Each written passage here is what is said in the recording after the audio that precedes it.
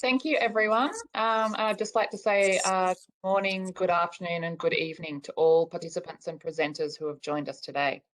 We are delighted to have such excellent participation for this APEC workshop series, exploring innovation in digital tourism for MSMEs post-COVID-19.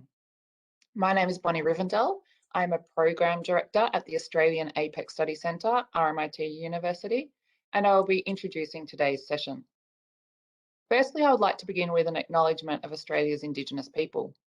Performing an acknowledgement is an important part of the path toward reconciliation within the Australian community. As such, I would like to acknowledge the traditional owners of the East Kulin Nations, the Boonwurrung and Wurundjeri people where I am speaking from today, and pay respects to their elders past, present and emergent. I would also like to acknowledge the elders from all the lands and language groups across Australia and all other APEC economies. And now for a few housekeeping matters. Please mute your microphone when in this session. You can enter any questions or comments into the chat box on the right side of the screen. And there is also a raise hand function under the participant list you may like to use for spoken questions or comments during the workshop, which we would highly encourage. To create an optimized viewing experience, we suggest you use the stack or side-by-side viewing options. Please also note that this session will be recorded and the recording, as well as the slide deck and videos, will be available after the event. Our facilitator for today is Stephen Joyce. Stephen is a digital innovation educator who has been working with tourism MSMEs across the Asia Pacific for many years. I'm very much looking forward to the agenda that he has compiled for the coming 3 days.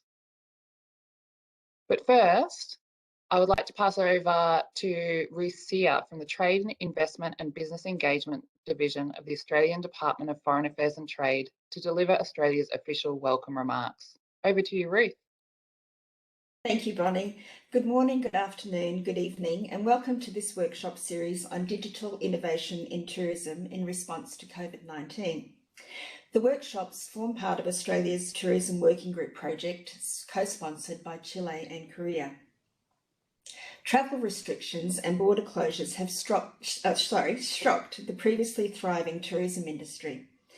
Micro, small and medium tourism enterprises, which include a large number of female workers, have been particularly hard hit by the economic impacts of COVID-19. Digital solutions can offer scope for tourism businesses to adapt to and engage with existing and potential customers in new ways. It will not necessarily be the strongest, the wealthiest, or the largest tourism service providers, but rather the most adaptive ones that will be able to survive and gain a competitive advantage in future. Business, government, and international organisations each have an interest in applying information and communications technology to drive efficient, inclusive, and sustainable tourism. However, digitalisation is not without its own challenges, including cybersecurity, privacy, inadequate digital infrastructure, and insufficient access to digitally skilled labour. This project identifies innovative digital solutions that can assist MSMEs in APEC economies to respond to these challenges and to look at ways digital solutions can be adopted.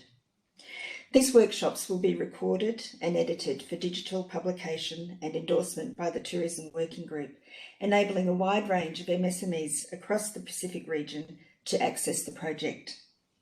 The Australian Government has engaged the Australian APEC Study Centre to deliver the workshops, facilitated by Mr Stephen Joyce. Stephen founded and led the Centre for Digital Enterprise for 3 years at RMIT University. He has developed and designed training resources for business, including expanding the use of digital technology in tourism. Welcome, Stephen. Thanks for that welcome, Ruth, and also Bonnie. I'm just going to give a quick overview of some issues to think about before we run into our keynote with Ms Jane Stacey from the OECD. Over these 3 days, we wish to explore what effect COVID-19 has had on our industry, in particular on how it has accelerated digital tourism, or possibly opened up a whole new set of challenges for tourism operators, agencies, and organisations of all sizes. The 3 sessions all offer their own particular focus on the last year in the life of digital tourism.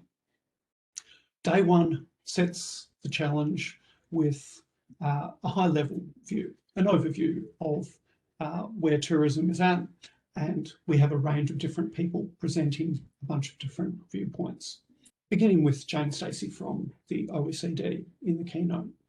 We then explore a combination of case studies from various higher level tourism support organisations through to a micro business in Singapore.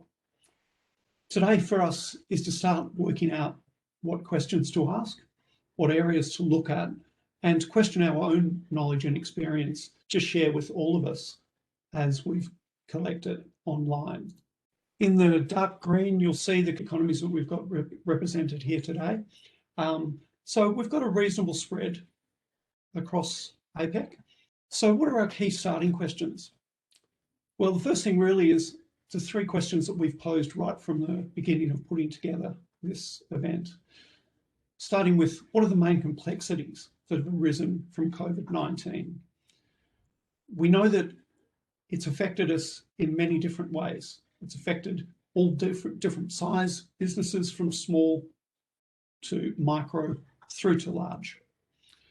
We're also interested in exploring what opportunities for pivoting have we seen or have been enabled from the COVID effect. And we're also looking at what are the future opportunities that could be explored and supported by organisations. Some of the objectives that we're really exploring, we're really looking for benefits. That's the key thing that we're here for. What are the benefits? We want to explore innovations, find out how everyone's doing things differently and what it looks like. We particularly want to explore the barriers to digitisation and the challenges around digitisation, especially looking in non-urban areas and from micro through to SME sized businesses. We want to have a bit of a conversation about online security and data protection. And we also want to finally share that knowledge with each other, which is so critical. So we want to explore all this from our own viewpoint first, and then observe each other's experience and consider the similarities and the differences. We have to ask the right questions to take away active, usable knowledge. How can we expand MSMEs' knowledge of digital and encourage tactics for them to implement these technologies in the real world? Probably for that to start, we need to make sure that businesses fully understand the benefits of digital platforms and methods. We also need to explore, has anything fundamentally changed about tourism due to COVID-19? Is this something that we're going to need to come back to and review? This is a great quote from a European tourism report into SMEs in digital context. Really, it's about collaboration and how it affects us all. So collaboration among different levels of governance and the importance of the acceptance of the local municipalities could affect the implementation of digital innovations. Hence, the importance of innovation needs to be recognised among all tourism stakeholders. By achieving digital interconnectivity and collaboration among all stakeholders and citizens at a destination level, the tourist industry may be able to develop smart destinations. I think they have already demonstrated that there are some destinations that are smarter than others, and we'll be particularly looking at what that means and exploring it through some of the people presenting today. We also need to think about change. Change is not just about digital. It's about a much wider thing that's underpinned by sustainability. Obviously, our sustainability has been hit hard by COVID-19, and we would hope that we can move on from this situation and explore positives from it and start building up some of the other resilience that we need. We need to maintain competitiveness, and we also need to maintain quality jobs and skill levels. It's incredibly important that we all share. We need to be a sharing economy. We need to facilitate travel both within and across the different economies. We also need to, as we're doing with this particular event, explore what digital transformation means. Digital disruption, sometimes called, but I would argue that COVID-19 has probably been the largest disruption we've seen, well, certainly for my lifetime. Ultimately, what this leads to is innovation and what sort of new thinking might we need to really be successful. So the challenge is to get business to not think, I want a customer all the time. It's actually to focus and say, I want the right customer for my business to grow sustainably. COVID-19 certainly puts this quote in perspective. Sustainably adopting digitisation also encourages us to find the right consumer for the right tourism products and services. Tourism SMEs, especially, need to be focused on the right consumers rather than all consumers. In fact, this is something that we're seeing in all areas of digital disruption. Instead of one-to-many models, which has been the historical production line system, we've moved to a world where it's one-to-one. And what this means is, as you know, if you look across all the diversified digital fields, music is a great example, every person can have their own personalised playlist. It's updated and it's worked out just for them. In a sense, we're now starting to see this level of focus occurring in the tourism industry. And this is a real preface of what's maybe to come in digital tourism. So with that in mind, I'd like to move to our keynote. And I have the honour of introducing Ms. Jane Stacey, Head of Tourism at the OECD. She recorded this presentation for us just at the end of last week. Jane is responsible for the work of the OECD Tourism Committee and its working party on tourism statistics. The OECD's work on tourism helps members and partners develop integrated policies to address major challenges faced by the sector and engage in reforms in tourism, building on in-depth policy analysis, and improving measurement and analysis of tourism services, tourism trade in value, impacts of tourism at subnational levels, and ultimately to enhance international cooperation in tourism. We can watch that presentation now. Good morning, good afternoon, everyone. And thank you for the invitation to participate today. I'm sorry not to be able to join in person, but I am very pleased to contribute to this important discussion on behalf of the OECD and on behalf of the OECD Tourism Committee, which since the start of the crisis has been working to support the response and recovery efforts. Of course, we know that we all know how our lives have been turned upside down by this pandemic, and the tourism sector is a sector that has been particularly hard hit, with international tourism falling by around 75 to 80% last year, and more in some places. And this is a completely unprecedented drop. You know, the outlook remains very, very uncertain for the coming months and beyond. The crisis has hit the tourism economy hard, and the encouraging vaccine news at the end of 2020 did boost hopes for the recovery in 2021, but we know that many challenges remain, not least with the vaccine rollout and with the emergence of new variants. So we're not, unfortunately, out of the woods yet. There is a very long road ahead for tourism recovery. In the short term, there is a need to continue to support tourism workers, to support tourism businesses, to help them, to support them through this crisis, but also to support them to adapt to what tourism will be like in the future. There's also a need to look at how to tackle the medium and long-term consequences of the crisis, you know, and what we need to do to tackle those consequences. What will tourism look like 1, 2, 5, 10 years from now? You know, what are the implications for tourism demand, for the tourism offer, for tourism supply? How can we address these challenges?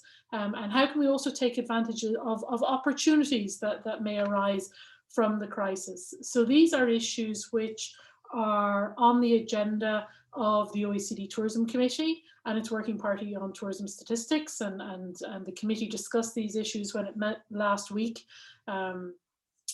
It's also being discussed here today within the APEC forum and in many other forums in G20 and so forth.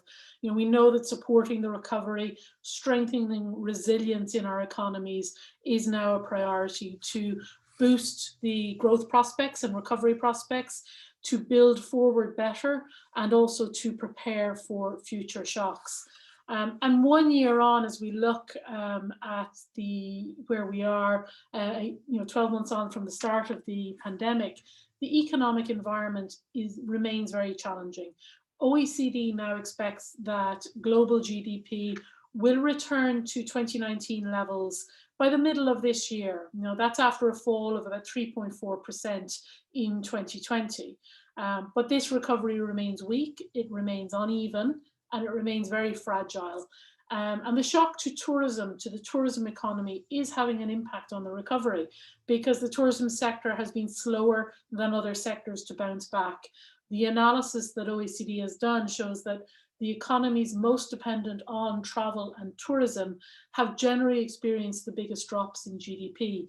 And in fact, the analysis shows that the pre-crisis size of tourism in the overall economy better explains the drop in GDP than the drop from other sectors, or from the stringency of lockdown measures. We see clearly the importance of tourism in the economy.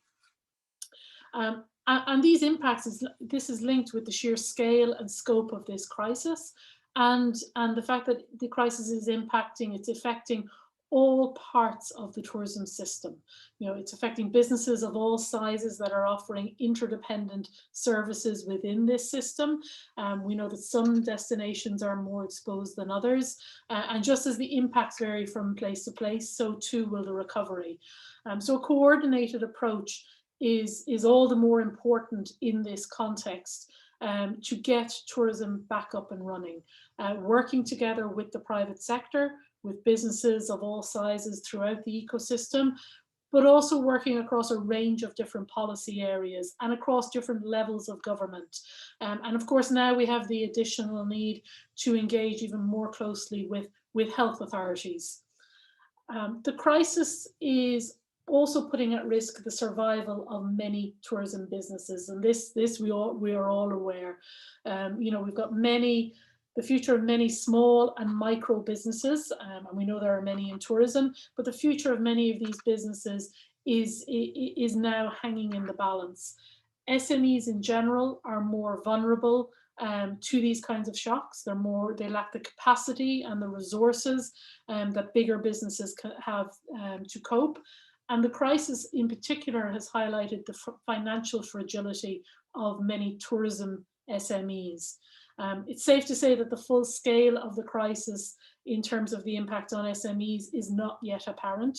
The government supports that have been put in place have limited business failure in the sector since the start of the pandemic. We have not seen in general across the OECD an increase in bankruptcies. And in fact, some economies report lower levels of bankruptcies than might normally be expected. And this is linked very much with the government supports that are there. But that being said, we know that many tourism businesses are facing very much existential decisions about the future, and small tourism businesses in particular need specific supports. So in many ways, this crisis has been a call to action from governments at all levels, from the private sector, to take the coordinated responses that are needed to prepare and support the recovery. Though we know the evidence and we know the results so far here have been quite mixed and maybe not as good as we would have hoped or we would have expected. But tourism is benefiting hugely from those economic packages that I mentioned. Governments really have taken impressive measures during the crisis to support the economies, and the tourism sector is benefiting hugely from these supports. This includes the measures to cushion the blow for workers, to support tourism businesses to survive and adapt, but also to lay the ground so that the tourism sector is well placed to recover in the months and in the years ahead. And it also includes measures to support the safe restart of international travel, which we know is going to be critical to the tourism recovery. This is an area that the OECD is working on to develop a framework based on testing protocols and information sharing to enable countries to reopen their borders and safely restart international travel when the epidemiological situation allows. And OECD is working very closely with the World Health Organization, with ICAO and with other organizations who are active on these issues. I suppose a key question is, what will tourism look like in the future? And much depends on how governments, how industry, how travellers respond today. The tourism as a sector now needs to be rebuilt, and there's a lot of talk about building back better. There's now talk about building forward better. So we have a new hashtag of building forward better. But we really do have an opportunity in many ways to look at the tourism sector, to see how we can move to stronger, fairer, more sustainable models of tourism. But to do this, and this has been an ambition within many efforts within the sector for many years, to do this, we really need to already consider the longer term impacts of the crisis and to reflect the economic, the environmental, the social aims in the design of the response and the recovery measures that are put in place today. And digitalization, which I know is a key topic for this workshop, digitalization is a key part of this. You know, COVID-19 has accelerated many digital trends that were already in train before the crisis, but these have been accelerated with increased demand for digital tools, for digital solutions that can support safe and seamless travel and tourism experiences, you know, including, for example, contactless services at airports or e-check-in at hotels and so forth. So there are many ways the crisis has given momentum for the digital transformation of tourism SMEs. Of SMEs in tourism, but also SMEs in the wider economy. And our colleagues working on SMEs more generally here at the OECD tell us that business surveys indicate that up to 70% of SMEs have adopted new digital practices in the last 12 months to cope with the pandemic and to adapt and survive the pandemic. The OECD Tourism Committee work on the uptake and use of digital technologies has identified a range of measures that are particularly needed to address the digital gap for tourism SMEs. And these include taking steps to ensure that tourism SMEs have access to the digital infrastructure they need, to the tools, to the different solutions, and particularly as many tourism SMEs are in remote and regional areas. Also, there's a particular need to strengthen the capacity of small tourism businesses to adopt and to use new technologies. And just last week, the OECD Tourism Committee approved a new report on the skills that workers in the sector, that managers in the sector need to really develop a digital tourism economy and for businesses of all sizes to thrive within that digital tourism economy. So that report will be published in the coming weeks, and we'd be very pleased to share it in the meantime with everybody. When we look at the measures that countries have put in place to support the sector during this crisis, we see evidence that governments are taking steps also to embed digitalization into these recovery efforts. And here, for example, on slide, you'll see a number of examples, and we've aimed to include mainly examples from outside the APEC region, so as to bring some perspectives from beyond the participants in this workshop. In Greece, for example, Greece has been working with Google to put in place a Greece from Home platform, which provides training in digital tools, which aims to provide training to enhance digital skills for workers and for businesses. Germany and Chile are two economies that have programs providing financial support to tourism SMEs, to support them to invest in the digital technologies and also to upskill workers.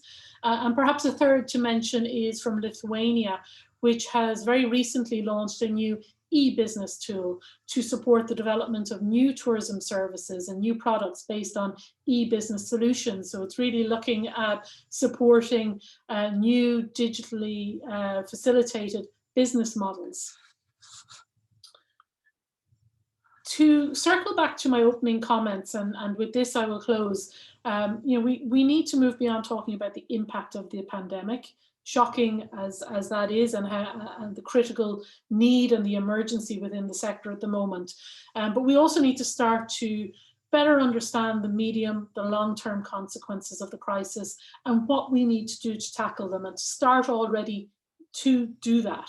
Among the questions we need to be asking are, what are the opportunities, what are the challenges, what are the structural changes from the crisis, and what reforms will be needed to address the economic, the environmental, the social challenges, and really start to engage in long-term resilience efforts for the sector and for the tourism economy. Another important question is how to improve the capacity of the sector to recover, to adapt, to prepare for future shocks. While we don't know where the next crisis is going to come from, we can be sure that there will be future crises, health crises, as well as other types of crises. So it is important that we start to learn the lessons from this crisis if we are to be better prepared for the future. And with that, I will close, and I thank you again for the opportunity to contribute to the workshop, and I wish you an excellent discussion over the coming days. Thank you. I'd like to thank Ms. Stacey for her presentation. It's a fantastic context to build off for this event, and an awful lot of things to think about in there that I think we'll come back to over these 3 days.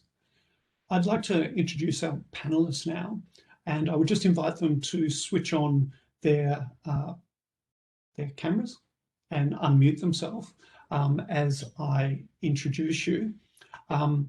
We won't have all the panelists on at the very start of the panel. We're starting with 2, and we shall introduce the others later on. So first of all, Liz Ward. So Liz Ward has a passion for the tourism industry and the growth that comes from the adoption of innovative technologies and digital capacity building. Through her company, Digital Coaching International and the Tourism Tribe Online Learning Hub, Liz delivers the projects to benefit destinations and the thousands of businesses, attractions and events that make up the tourism industry. Liz led the Australian Tourism Data Warehouse business during its startup phase in 1999 to 2001, and then as CEO from August 2004 until February 2015. She previously held senior management positions in tourism and events Queensland for 12 years, including Director of E-Marketing. So welcome, Liz. Thank you. So our second panellist is Ellie Tonkin. Ellie is Marketing Manager at Bundaberg Tourism. She's spent over 15 years in tourism marketing, managing community festivals, live performance and business events, including conferences, gala dinners and consulting. Ellie understands the unique challenges of regional tourism and community events and relishes building new audiences through creative, targeted marketing and program development. She runs a high-performing team and can spin irresistibly sponsorship proposals whilst building meaningful relationships with stakeholders. Welcome, Ellie. Thank you very much. So, as I said, we will also be welcoming a third panel member later on this session and also hearing from a small business from Singapore. So we might start with Liz. Liz, you've got some slides you would like to take us through to give us a bit of an introduction to Tourism Tribe and how you operate. So I'll hand over to you. Sure. Thank you, Stephen. I'm diverting a little bit from that. What I wanted to speak about was tell a bit of a story in terms of how one business has responded to the trends in COVID and how they've used digital, and how for them, we know them very well, which is why I want to talk about this business, and how they have managed to mitigate the risks of COVID in terms of the drop in their business. So I think it's a good story to tell. I'm also happy on the panel to talk about some of the other topics that we've heard about so far this morning in terms of the challenges to SMEs and micro businesses adopting digital, because I'm very close to that and have lots of firsthand experience working with operators on that, but also to the federal government's in Australia, the digital economy department's research into that space. So, and then also what we're seeing as the steps that businesses can take to overcome those challenges. So, but that might come out in the panel discussion possibly. And maybe if I just do, there's probably a little bit more about inspiration about what a business can do to deal with it. So I'll just share my screen and pull those slides up. Won't be a sec. So the first thing I thought I'd do is just look at a little slide, which is my capture of what are the things that have happened in COVID that are affecting most of our target markets in terms of travellers. And I don't think anyone's going to find any surprises here, but it's kind of nice as a bit of a scene setting, I think, before we all start doing our little presentations. So I see these as kind of the five main groups of trends that we've seen. One I would describe as hyperlocal. So we're seeing this mobilisation of the local market. And, you know, there is a desire, I think also, and we see this after crises, like natural crises as well, that people living in the local area want to support local businesses. They want to see their local economy recover and do okay. But we add to that in COVID, people want to stay close to home. So as we're starting to understand how long this is going to take in terms of being able to travel any distance, people are very wary of crossing even state borders in case they get caught and can't get home. So it means that businesses in tourism have this new opportunity to attract and provide services and things that are appealing to their local market. And I think your gentleman speaker from the business perspective in Singapore, I can see is going to be sharing some great experience in this space. So that brings this real local focus into businesses that they haven't had to have before. The next one is about this need to trust. So consumers, they don't want to have to ask, is the business COVID safe? We have to put that front and center in front of them, because this is really personal to them and their families. If they're going to come and experience your tour or your attraction or stay with you or eat with you, then they want to know that they're in safe hands. So we have to be proactive with that and make sure that that's really clearly communicated. The third trend is the pent-up demand. I want to break free. I want to get out of there. And you can see that everywhere when people are in Melbourne in Australia at the moment, and just the activity on the street, because Melbourne, of all places, cities in Australia, went through some very, long lockdowns, and, just people want to get out. So that is a great opportunity that we have in the tourism industry now to cater to those more localised markets to do that. And thinking about things like packages and new experiences that get people out of the house, so that they can feel that sense of escapism. Digital overload. So, the most common words, you're on mute, that we've heard in the last 18 months. So Zoom, Messenger, FaceTime, and uptake across all demographics, social broadcasting. And, when we think about it, because this, our theme for this conference is all about digital innovation, really in the SME and micro sectors of our industry, just getting the basics of digital in place is, that's what a lot of them are grappling with.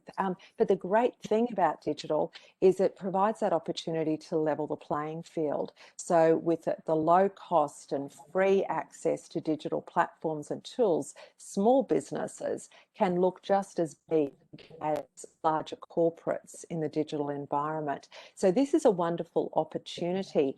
And I think also in terms of just the, where we've seen businesses take the time during lockdown or this unfortunate, awful downturn in tourism to actually grow their digital capacity in their businesses and grow their skills.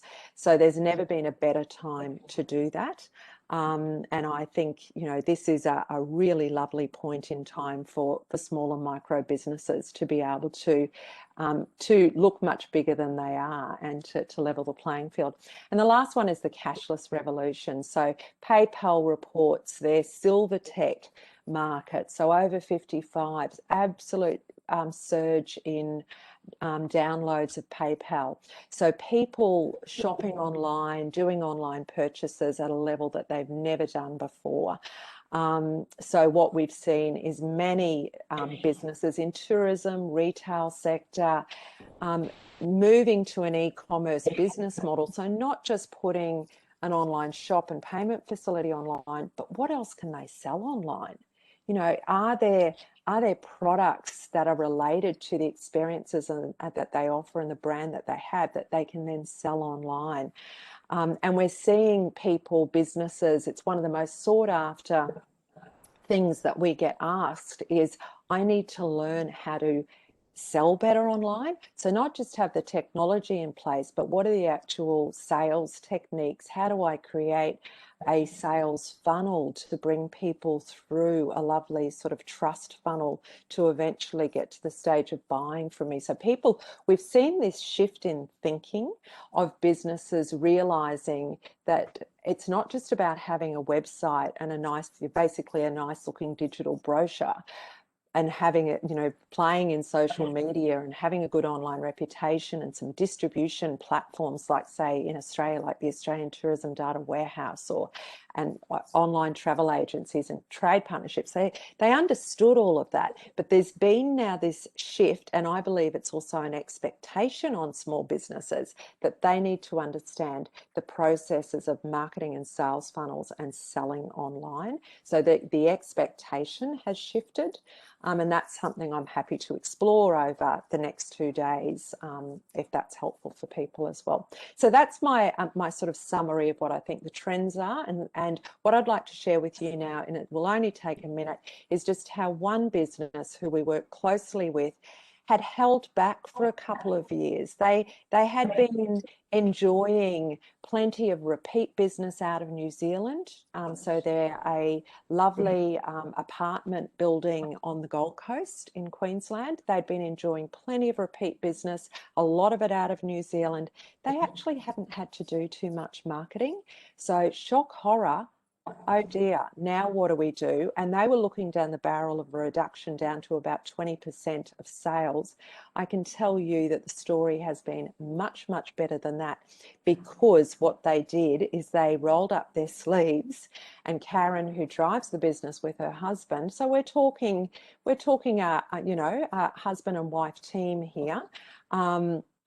She said, it's time, I have to now stop delaying and start using digital better. So I'm going to show you some of the things that she did. So the first thing that we see as being best practice here on her website is that she has up here a banner sitting at the top of every page that encourages people to understand what their COVID safe practices are. So it's front and center on the top of every page. No one's having to ask. So it takes away that distraction. These guys, so I've come onto the website, these guys are all over it. The other thing that is best practice here, and I'm going to talk more about in my masterclass session tomorrow, talk more about sort of best practice responding to general consumer requirements, is showing the experience and her target market. So many apartment blocks or accommodation, what would we see there in the first image? We would see a picture of the apartments, wouldn't we? No, we're seeing what is the experience that she offers. So that's another thing just to point out. So all of these things are new for her compared to what she was doing. The other thing that, and you can see here then the link through to those safe COVID practices that she has up in that green banner. And it's very personalised. You know, we can see the hosts here, you know, so it's a very, and that's one of our general trends with consumers. They want to feel that the host is going, it's going to be very engaging and very personable. Then we see how she responded to having to attract new markets. So no New Zealand anymore, no other international. So what has she got to do? All she can rely on is her local market and her short distance drive market an hour north into Brisbane, and even targeting to the southern side of Brisbane. So for the first time ever, she's creating packages that have got a different thing, because all she did is she catered to families coming out of these international markets. Now she's gone and worked with local restaurants and providing dinner vouchers in the package, because that's another thing in COVID, isn't it? Where do I eat? Is everything going to be booked out because it's so busy, you know, at certain times? So she's taking away the pain point for people. Ladies getaways, she hadn't done that before. Midweek specials. Golfing experiences. So you see these experience-driven packages starting to come in. And I can tell you that her targeted marketing, she hadn't done targeted Facebook ads before, but no, she got the coaching on that. She got help with that. And she managed to maintain a reasonable kind of inflow of business that she's not unhappy with, because of being able to target with specific packages to specific markets, both on a demographic level and also geographically. So that was great for her. The other thing she did is she added a online chat to her website. She didn't have that before. So she took our advice and said, you just need to she's a really fantastic host and salesperson anyway. She just didn't have that provision there. Yet online chat is one of the fastest growing requirements for a consumer, to be able to get quick information and to feel that they can trust that potential provider that they're working with. And the other thing she did is she invested in video. So she set up a YouTube channel so that the video, she can start to build that library there. And then that's embedded on her website as well. So we saw there about 6 different things that she's done in terms of being able to rescue the revenue into her business. And it's a happy story, because she's really been able to be a leader in that space, and she's remained incredibly positive and just kept trying new things and was really happy with that. Oh, sorry, the last thing is she'd been really holding back on Instagram, and I'm not showing you what her Instagram posts used to look like, but they did not look like anything like this, I can tell you. She was really struggling with it, but she did the coaching, she got in there, she's now got somebody helping with her. She's really found her stride with it. And I love that she, is just having a go. She's got some of the best practice things going on, and in terms of having her content themes represented here in her highlights on Instagram, a really nice sort of themed and consistent thing going on in terms of the stories that she's telling. It's all about the experiences, and it's about partnerships as well. So here she is posting about an art gallery on the Gold Coast, home of the arts, and the centre there, and also just a little best practice thing. She's got great destination hashtags happening. So she's just ticking lots of boxes in terms of where we would like to see so many tourism operators get to in their digital presence. So I think, yeah, that's it. So that was just sort of take through, I thought might be a good place to start for our conversation, to see what one business has done to remain in a quite a good state in terms of COVID in a really difficult time. Thanks, Stephen. I'll stop sharing there. Yeah, thanks. I think that's a fantastic example of many of the things that we're seeing with small and micro businesses, especially customer experience, once again, is rising to the top of the list. And I kind of like that. I know that no matter how much digital we bring into things, it actually does go back to customer experience. Having said that, there's a lot of new stuff in there. Do you think SMEs are investing in themselves during this time? And I know that probably in your experience, you've been working with quite a few that have. Do you think many are missing the boat? Or do you think lots of people are making at least small steps? Look, I think there's a couple of things going on. I think where, particularly early in COVID, the first lockdown, we had an incredible response in those first 4 or 5 months to what we offered as a upskill during lockdown program. And I think that is because people really, people who are interested to invest in themselves and their business, they saw that opportunity and grabbed it. And so we saw an increased appetite and the time, people had the time to do it.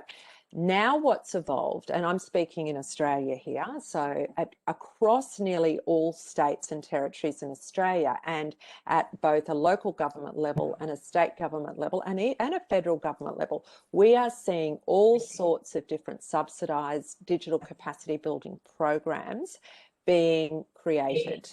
And as a provider in that space, we get to, play a role in there in a lot of cases, which is fantastic. So what's happened is businesses have been able to stop paying for it themselves and been able to jump into one of these programs. They may not be paying the dollars, but what are they paying? If they're really committed, they're investing the time and making the effort to make change.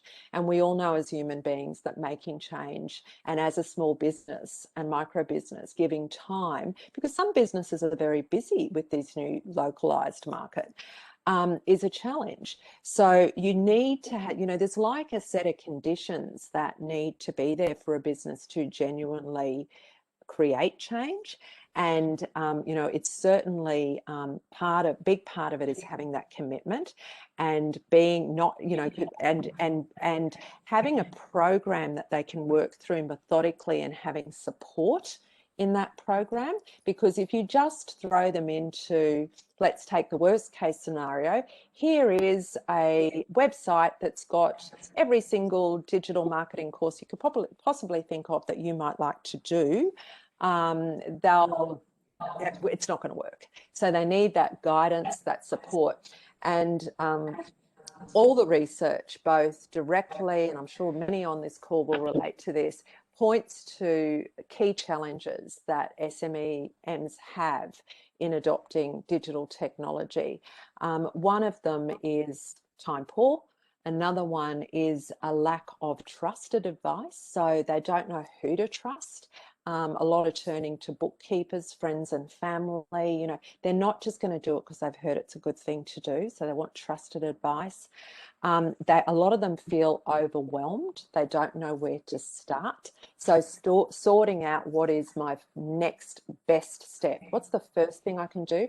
And what we always advocate is if you can support them through a journey where they are building, it layers up the confidence. So, okay, I've dealt with this. It may not have been the sexiest thing, but I've dealt with some of the things relating to, say, my password management. I feel like I'm a bit safer in the cyber world now. Okay, I bettered that down. Now let's move to looking at what I can do on my website. So taking them through steps, and then within the website, given that such a massive space, what are the things, get it onto a list that they can do, that they can tackle one at a time, because it is continual. It's not going to stop. So that sense of overwhelm is a big one, the trust, the time, and generally we're seeing a lot of businesses just aren't digitally savvy. We all sit here in this virtual room. We knew how to get in here. We know how to navigate and do a chat. There are so many businesses that aren't there, and we forget that working in this corporate and government space. And we've got to keep coming back and getting real about that and creating these support networks for people to adopt digital. I think that's a fantastic point to just finish this little discussion on, because it is so true that we understand how to do so much of these things. We have access to the technology. We all have a stable enough internet to be able to even be on this type of meeting. These are the issues that once you get into particularly micro and smaller businesses, it's a game changer. So in some ways, though, it does, what you've been talking about really does highlight the fact that COVID-19 is a massive opportunity. In some sense, we will never have so many tourism operators underemployed, hopefully ever again. And so, you know, it's really important for all of our support organisations to take this opportunity to help the businesses step up. I think on that note, we might switch across to Ellie and have Ellie talk a bit about her area, and then we'll come back to you later in the Q&A section. So thanks, Liz, for that. So Ellie, yeah, I'd love you to run us through your presentation on Bundaberg Tourism, which in my experience is quite an exceptional regional tourism body located in the southern Great Barrier Reef area of Queensland, Australia. So over to you, Ellie. Thank you. That's very complimentary. We certainly do work very hard. So Bundaberg Tourism, we are based in the city of Bundaberg. Just go to the next slide. Which is the first city on the Great Barrier Reef. We have Lady Musgrave and Lady Elliot Islands sitting off the Bundaberg coastline with day trips and overnight heading out there. And we're just 4 hours north of Brisbane and the major population centre of southeast Queensland. There's millions of people there, and that's where we do draw our core market from. Next slide. So you can see these are our visitation statistics for the region prior to COVID. So for the year ending 2019, officially we had over 1.7 million visitors, the majority of whom were coming for leisure reasons, and you know, spending more than 3 nights, visiting our visitor information centres, and predominantly either domestic overnight or domestic day trip visitors. So we were in a really solid place. Prior to COVID, we had been growing quite rapidly, and we're really excited for what 2020 was going to deliver, and instead it gave us COVID. Next slide. This is a bit of a snapshot of what we achieved in the last financial year, just to give you a bit of an idea of what we do. So we are a regional tourism organisation. We're one of 13 in the state of Queensland, as recognised by Tourism and Events Queensland. And we have 4 key priority areas, the first being destination marketing. So I lead the team that is constantly marketing the destination and trying to get more visitors to come and spend some leisure time in our beautiful patch of paradise. We provide visitor services, which include visitor information centres and group travel support and training within the industry. We also are working on a model of more of a DMO than an RTO. So we're really pushing the boundaries of product and experience development. We are one of the smallest tourism regions in the state, and we know that we've got some exceptional experiences which visitors are discovering when they arrive here, but we have a lot more that we can do and that we intend to do, and we have a beautiful tourism community that is really keen to expand.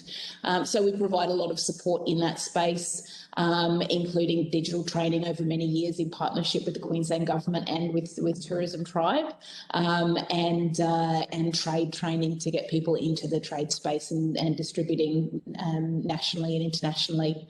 And then industry support, which is an area that we really expanded during COVID. So just a quick snapshot of what we achieved in the past financial year, pretty substantial for a team of about 16, including our visitor information centre team. Next slide. So I was asked to have a bit of a chat about our marketing strategy, specifically our consumer marketing strategy, and where we were at and how things changed over 2020 and where we're going in 2021. We had been working since my arrival 4 years ago on an integrated marketing strategy that was very digitally driven. We pulled a lot of money out of traditional advertising, and we invested heavily in our website. making sure that it was fully integrated so that we had on every single page lots of different options. We invested heavily in our blog to make sure that we have strong SEO and that we built trust, that we were presenting more than just our incredible hero experiences, but we were supporting them with all of the other incredible small undiscovered experiences you can't necessarily be able to find easily on the internet. We drilled down into social media as a major portal of our advertising. Initially, we lead with soft content, so those blogs and beautiful pictures to build that trust, and then lead generation, so sales pitches, whether it's trying to get people to go directly to our operators or encouraging them to book through our website. Particularly for things like our monopo turtle encounter and our reef experiences. We also established a lot of digital partnerships with publications online who have a large portion of the leisure market visiting. We invested in our e-newsletter, making it really segmented so that everything that we were sending was short and sharp and exactly what the consumer who was receiving it was actually looking for. And then we had a little bit of out-of-home marketing, so billboards, beautiful things that people can encounter as they're beginning to drive up the Bruce Highway or the Pacific Coast Way. And then we worked really heavily with our PR and our media coverage to get that earned voice out there and show people that it isn't just pure marketing that others are coming and experiencing. So altogether, we were working on a really strong integrated marketing strategy. We were seeing fantastic gains in our visitor numbers who were coming into the region. We were seeing pretty incredible sales on our website. We do represent all of our industry from a membership level, and the feedback was that we were targeting brand new audiences, people who wouldn't necessarily come into the region or who wouldn't go direct to these operators who are working with us to find and to sell through our platform and bring on 2020 because it was going to be amazing. Next slide. But of course, we went into lockdown. The March lockdown was a horrendous shock to the whole of the local industry, as it was for the entire world. And instantly, we had to switch off a large number of our marketing activities and just revisit why were we here and what were we doing? So social media, the lead generation gone, nobody was selling, and it was crass, quite frankly, to be selling when our operators were closed. Our digital partnerships, we switched them off immediately. We sent out no e-newsletters. We turned off our out-of-home marketing, and we all went home. But we continued to deploy that soft content. So we continued to write blogs. We continued to talk about the beautiful natural assets in the region and to just put them out there as inspiration. It was really important during that lockdown period in Australia that we stayed present, but not in a where we want to sell to you, but in a we miss you. And we genuinely missed our visitors. We have a beautiful, open, friendly community with an incredibly high sentiment toward tourism. And they missed seeing their visitors coming through and into the region. We continue to work on our website. We had done a very large integration project to make sure that the content was really, really high quality and was easy to find. And so we continue to deploy that through the team. And then we really drilled into the PR and the media coverage because we were getting such a good reception with our blogs. People wanted to be inspired while they were sitting at home. And so we just started to seek out some of the content that was coming through social media or coming across our desks or coming through the daily chats that we were having with operators. How are you going? What's going on? What's happening with you? And we started to send that out to media, and we actually got quite a lot of international traction, particularly with products like Lady Elliot Island. The world's only pink manta ray was spotted off the island during lockdown, and they had a skeleton staff still on the island, and Jacinta Shackleton filmed this incredible pink manta ray, and that went global. And it was just reminding people that we are still here, we miss them, and we will, whenever lockdowns ended and we could welcome our visitors back, we would be waiting and we would be excited to greet them with open arms. So the next slide. So we've headed into this new normal. Our lockdown in Bundaberg and in Queensland ended a couple of months after it started. The first two, so March and April and May were just appallingly bad in terms of operators being incredibly shell-shocked and not knowing what was happening. Obviously, visitor numbers across the websites, our digital platforms crashed. But then as lockdowns began to ease here in Queensland, we had our best month on our website in record. We had enormous numbers of travel intenders who were coming onto the website. And since then, we've just had to figure out, well, where do we sit? What does our strategy look like as a destination? How are we working with our operators, many of whom were working on severely restricted numbers or weren't even open at all to welcome visitors, particularly some of our really large organisations? How can we support them, and how can we make sure that we are continuing to talk to consumers who clearly were desperate to come into Bundaberg? Being only 4 hours north of southeast Queensland, we had millions of people just sitting there going, get us out of here. So how could we talk to them and encourage them to come up, but still make sure that they were getting a voice that they could trust, which is something that we had built for many years, a voice that we could, that consumers could trust.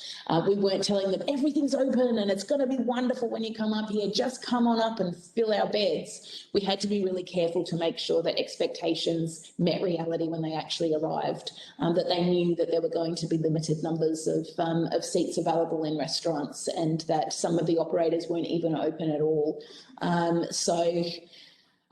Responsive, I guess, is probably the best way that I could describe where our new normal is and what we did from lockdown to now. We've just continued to be as responsive as we possibly can, taking what was successful in our past strategy and our past activities in partnership with our industry, but then constantly staying on top of what do the consumers want, what are the trends. Some really key trends that we've seen are that consumers want to book direct with our operators, which is amazing. We've seen over a 400% increase in leads from our website to our operators, which is what we are here for. It's what we're here to do.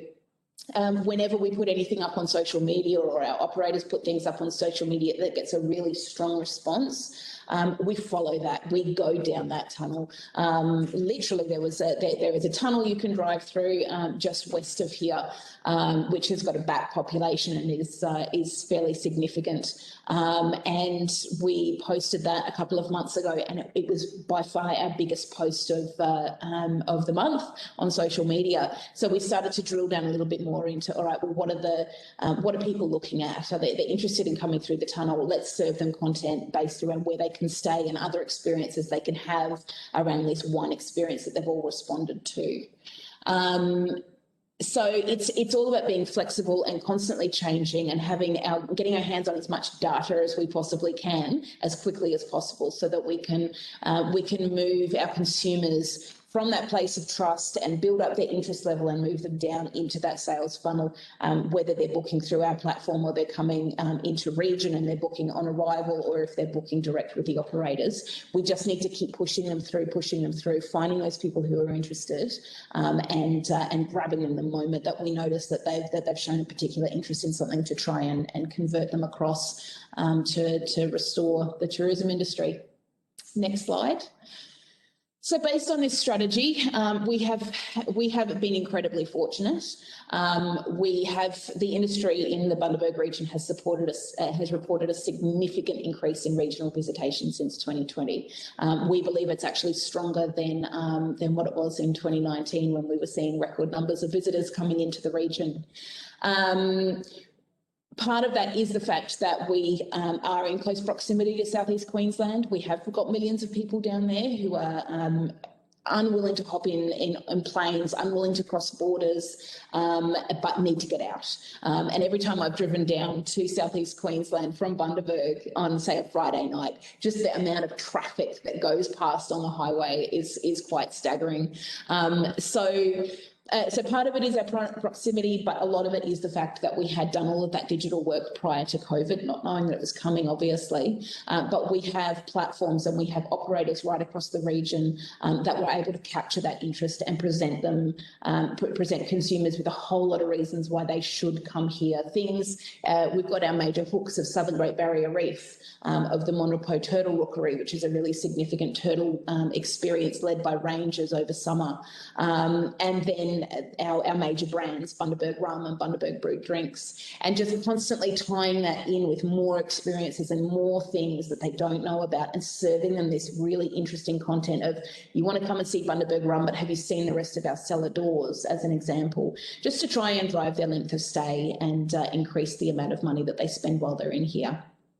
So as a result, as I mentioned, our leads to industry have well and truly already exceeded 1920, and we're only halfway through, and that's just based on June to December. Our online sales are actually up 64% year on year compared to the 1st of June to the end of December of the previous financial year, which staggered me. We assumed with all of these leads to industry that they were going to be booking direct, but no, people are absolutely looking to book online, and they want packages, they want things that are easy. Exactly as Liz was saying before, it's about finding those consumers and making it easy as possible for them to book and to spend their money and to come and experience what's in the region. And the next slide. Our website traffic has increased 34% year on year. Prior to COVID, we were increasing somewhere between 5 and 10% every year on our website. So we've had this staggering increase in unique users who are coming onto our website. They're viewing more than an extraordinary amount of pages while they're online. They're staying longer while they're online, giving us more opportunities to serve them this incredible content in this incredible destination. Our social media reach is 130% up on year on year, which is just staggering. We are reaching more people without even trying, and certainly without spending any extra money. And the number of people who are engaging on social media is up a whopping 151% year on year. So we know that people are interested, and we know that they are online, and we know that they are searching for us, and that they are responding to the content that we're putting out. So we're just chasing them as hard as we can, because we are looking to drive as much traffic into the Bundaberg region and into our tourism industry as we possibly can. And I think the next slide is my last one, which is just some key learnings from what we've taken out over the past 12 months. As I mentioned, the development of this really strong digital presence in the years prior to COVID has meant that we've been ready. The increased tourism interest has been quite overwhelming, particularly after the initial lockdowns, and it has remained really steady right through since June last year, and we've been able to capture that, and we've been able to work with our industry to continue to deliver that. Staying in market with inspiring content during lockdowns was absolutely vital to get that international coverage from Lady Elliot Island. Was amazing. We've got a beautiful farm stay just outside of Bundaberg called Splitters Farm, who were just small and ran day tours prior to COVID and lost their entire livelihood. They started posting on a daily basis just tours of the rescue animals and the working farm, and they are now heavily booked. They've managed to invest in accommodation and more day tours, and they are constantly booked in both their glamping and their camping, because of the fact that they were continuing to push content during lockdowns where they had this captured audience who were looking for things to engage with, and they have just gone to a whole new level. Our soft content, so our blogs, our organic social media, our digital partnerships, we have really focused on building that trust, so that when we do push out lead generation, when we do go into sales strategies, we're reaching people who are already engaged and who already trust that there actually is something beyond just a sales pitch coming out of the Bundaberg region, and that it's worth converting over. And our CEO, Catherine, uses this all of the time, and I love it. It's surprise and delight. And that's what we aim to do every single day here in the Bundaberg region. So taking those hero experiences, using them as the hook, because we know that they appeal to people and that people will seriously consider coming up to experience these major experiences, but then relentlessly promoting all the unknown gems to really build that length of stay and that overnight visitor expenditure. So that has done us very well over COVID. It was a very rough time, but we have managed to, as an industry, and we work very, very closely with our industry. We are absolutely in partnership with them. We are membership based. Those are the big things that we've taken out of the past 12 months. Thanks for that presentation, Ellie. Truly, that is a master plan there that you've just delivered. It might be overwhelming for some regions, seeing the amount of change. It shows how much work was done prior to COVID. That meant that you were ready. You had positioned yourself well to respond. What I'd love to try and talk to you about, though, just briefly, is around how would you suggest other regions or other economies can take on these aspects in their planning? So really, what would you get a tourism organisation that's wanting to build all that stuff to start with? My suggestion is start small. Start by going back to basics and having a look at the assets that you've already got from a digital perspective. Do you have a website? I can tell you the website that we had when I started was not fantastic. It was clunky. It was really difficult for a consumer to navigate around.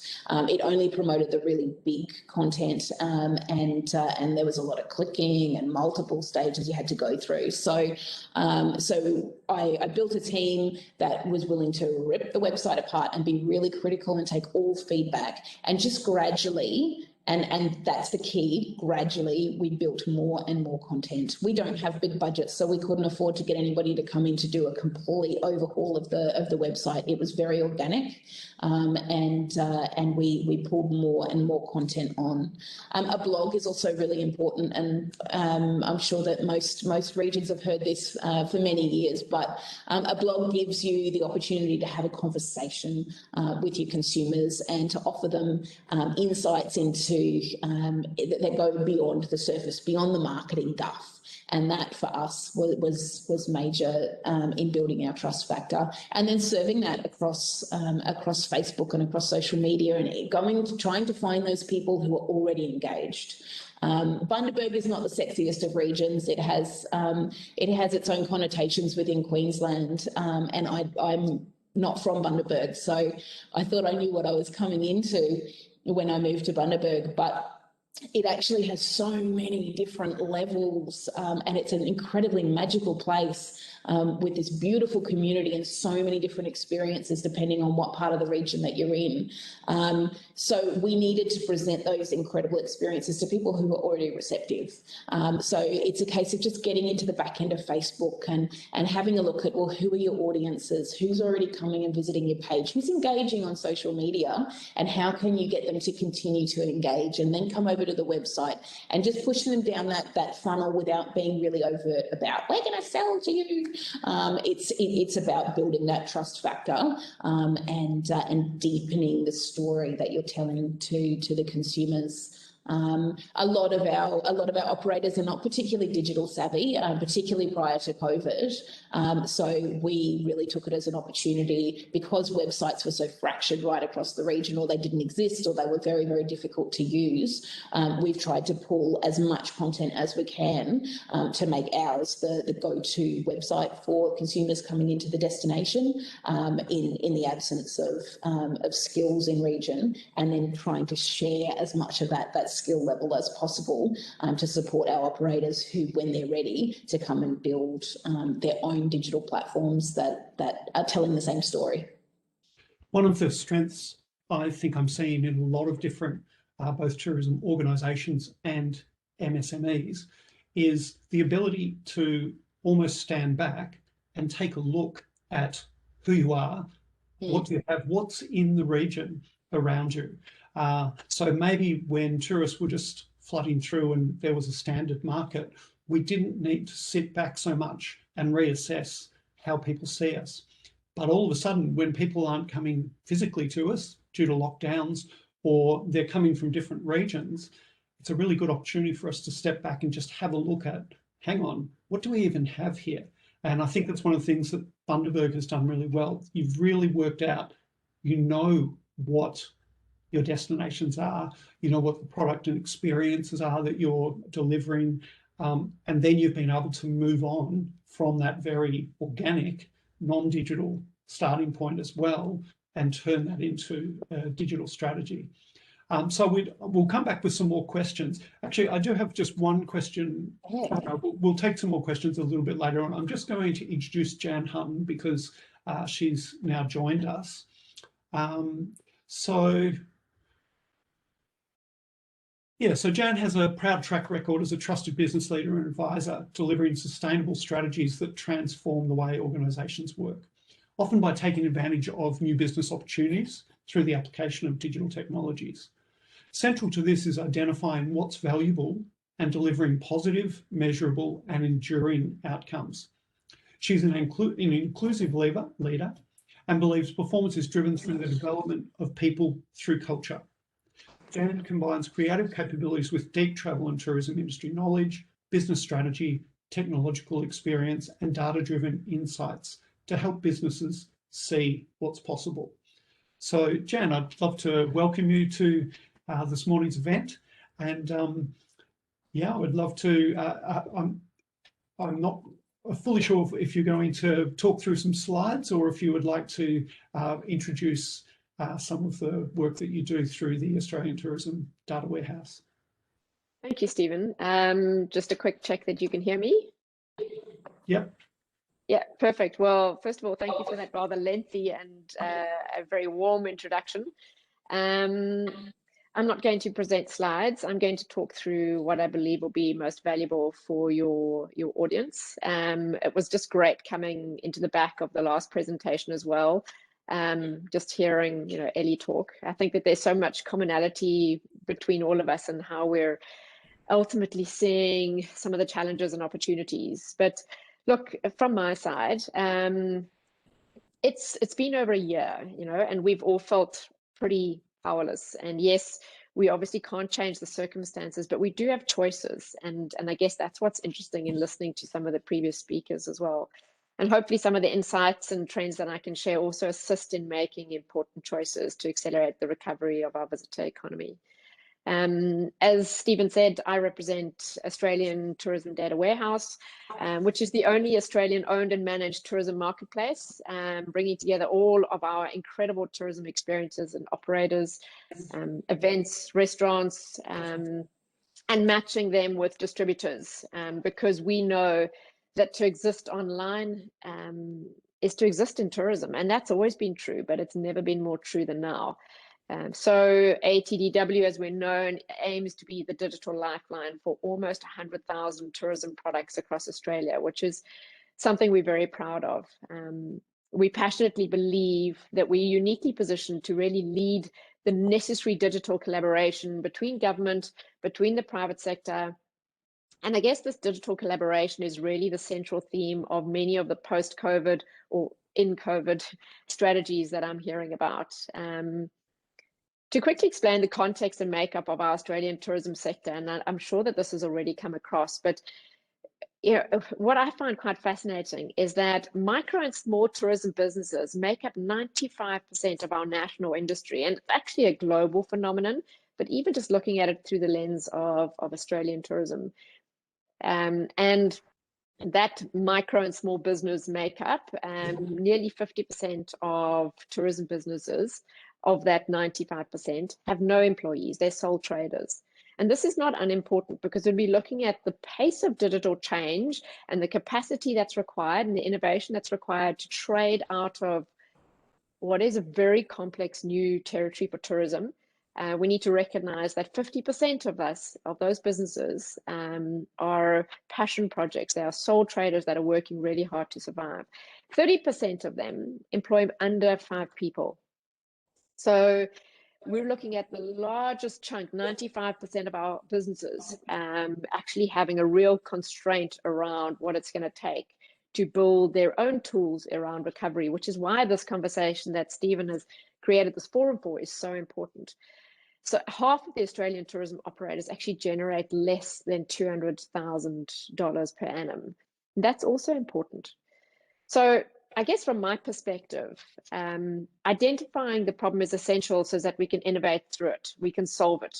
You know, the impact of an in-COVID, post-COVID world, modern demand generation world for MSMEs is that we are now all forced to spend more and more just to be seen, and at the same time we're making less and less return.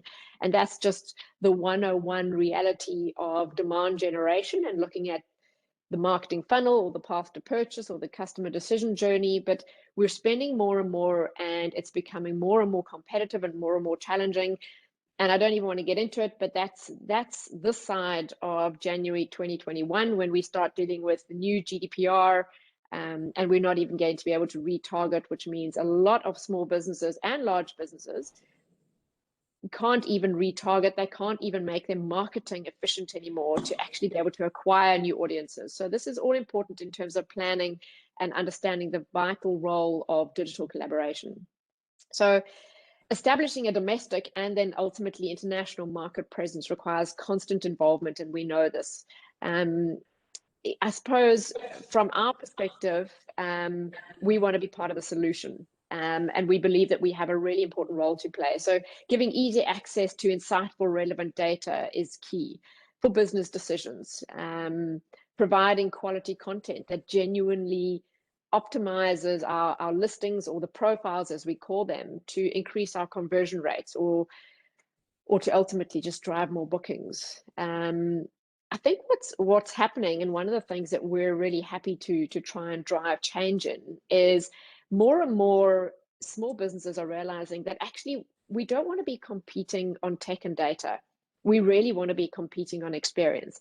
And, you know, just listening to the lady at Elliot Island example, being a big advocate of Peter Gash and his family and the incredible experience that delivers, we want to be elevating the unique, beautiful experiences that we have in abundance here and compete on that. We want to be collaborating on data and collaborating on technology. And that's something that I think ATDW has the opportunity to play a role in kind of being the glue that maybe brings a couple of key parties, some of our state tourism bodies together, so that we can work smarter on that.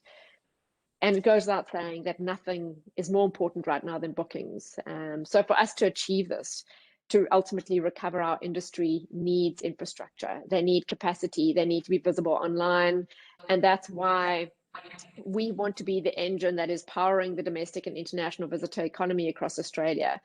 Because, you know, from our perspective, if we could bring tools like developing national voucher programs, or ultimately, as we start looking to opening international borders, having automated machine learning translation engines, so that it doesn't matter how small your business is, you're automatically getting access to localized translated content in 10 languages, that your product, your experience is being, you know, the visibility of it around the world is increased, and the opportunity to convert more because it's been translated is so much more improved. Certainly from our perspective, we're thinking ahead, but we're acting today. And I know that we're all doing this. We're all looking to what that new future looks like, what the digital tools are going to be, how we could work smarter, how we could listen more, how we could work together more. But by the same time, we're needing to be highly reactive right now in working with our industry more than ever, closer than ever. And to this extent, we operate very much as that content and technology partner that's providing exposure, and providing a network ultimately, that we could democratize access to leads. Because I suppose there is a truism in marketing, there is a truism in accessing audiences, which is ultimately about, you know, reclaiming visitor revenue, that the more you spend, the more people you access, the greater your conversion. And we're trying to really democratize that and make sure that everybody has access to the same leads. And that's the type of technology and policy that we're seeing government really prioritize at the moment, which is really important. So, Stephen, I guess some of the changes we've seen in the MSME space and for all small businesses, and in fact, the same changes have been inflicted on larger businesses and on consumers. Nobody's got out of COVID unaffected. The only difference is that bigger businesses probably have bigger resources to carry them through, and smaller businesses are a lot more agile to actually respond more effectively to this new environment and new consumer needs. And that's a massive opportunity that smaller businesses need to be capitalizing on. We've needed to watch the trends very closely and adjust to support our industry. You know, in some instances, we've covered subscription costs or waived fees, but ultimately, as I said earlier, it's about actually listening more. It's about collaborating better. It's about pulling together, working as a country, as states, as regions, as business owners. Because the unfortunate reality is that the majority of our amazing industry actually do lack sufficient digital maturity and expertise to be able to navigate where they find themselves, and they need support in developing quality digital assets, especially knowing that conventional forms of marketing are going to just continue to be more and more competitive and therefore more cost prohibitive. So, you know, it's important that, I guess, we are providing mechanisms for exposure that will assist. And, you know, how do we recover if government isn't leading the charge in this at a really, really important time? And I feel strongly that we're very privileged to represent the Australian government, or, you know, working through Tourism Australia to play a pivotal role in the recovery of our much-loved industry. You know, and it's something that I'm very passionate about, but feel very privileged that at this particular time we have, you know, government behind us, Tourism Australia, that are working very closely with us, closer than ever, with our states and tourism partners, to make sure that we are providing those tools, that we are actually educating and supporting and providing meaningful value to smaller businesses. So if I could just quickly add, one of the things that we're seeing, and keep me on a time check here, Stephen, please, but you know, if we say what is a trend, I believe it's something that arises when change in external factors like technology or demographics collide with unmet or underserviced needs, and that creates a momentum behind something. And that's a really great quote from my tourism research. For example, one of the biggest, most obvious trends is that the world now consumes digitally, and we're not going back. And I guess the question is, are we ready? And many of these trends are actually very good for all of us. You know, for the first time, understanding those trends is now the difference between sustaining your business or maybe not. And some of them don't come with a price tag. It's about really making sure that you align with your audience and obsess about your audience and understand exactly what those changes mean, the psychological changes as well, to what consumers are looking for, what travelers are looking for. Some of them are obvious. We've heard them many times. You know, even being helpful is now a trend. It's an expectation. Buying local, being regenerative, which is kind of the ham and the sandwich between social foundation and ecological ceiling, as it's often referred to. So much more than just a rally for climate change. It's about justice. It's about, you know, education, health, food, land conservation. It's about giving a damn. It's about care. And I think that even some of these subtle changes are really important in terms of the messaging hierarchy of small businesses. And again, if you look at an example, and I don't want to keep using this one, but it's just the one that I heard as I entered the forum. But again, Lady Elliot Island, you have the owners of the business that are passionate about their people, passionate about the culture, passionate about the environment, and that is becoming a type of currency that is really powerful. So, you know, this is what matters to us now, and maybe especially to smaller businesses. We may be apart, but we've always had this attitude over COVID that we'll get through this together. That's kind of been the theme in many ways. You know, it's still about safety first. That's still an absolute priority. flexibility is becoming a massive trend, and technology can assist with this. But it's also about making sure that policies do, cancellation policies. Flexibility is now central. Family, community, peace of mind, nature, and travel, you know, which is absolutely fundamental to the human DNA. And all of this is expected within a much harsher business environment. So a lot of it comes down to looking at our business proposition, making sure that we are actually elevating the uniqueness of it, which is, you know, 101, I understand, but now it really matters. And then making sure that we have the digital tools to scale that. There's some really cool concepts out there and innovations, ideas that travel businesses are doing that are really appealing to and winning over the new consumer. I'm sure you would have seen some of these. They might have even been mentioned today. But for instance, just to mention a couple, the Singapore Airlines came up with cabin fever, which is tickets for a meal on board the Singapore Park plane, which is just, again, talks to the appetite of consumers, and it was an absolute sellout success. I think diners paid up to something like $360 or pounds even, I don't recall, to eat on board in the you know, and have a meal on the aircraft. So just, I mean, these are small things, but what I'm trying to show is the innovation of how we capture the attention and travel bug that is, you know, this pent up energy to get out there and to experience travel. And a lot of people are really feeling that deficit. You know, Taiwan even offered that, you know, fake flights for travel starved tourists, which I thought was very clever. So you would actually check in to the airport, but, you know, you'd never actually take off. I don't know why people are you know, flooding for these kind of campaigns, but they're actually proving to be very successful. No doubt everybody would have heard about the amazing Qantas flight that went to nowhere, that kind of went out.